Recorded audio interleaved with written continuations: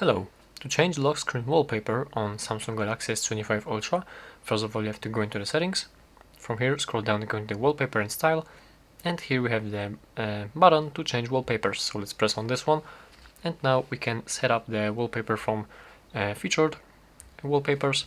We can set up the wallpaper from our gallery, we can create a wallpaper with AI, and we have also some pre-installed wallpapers available right here.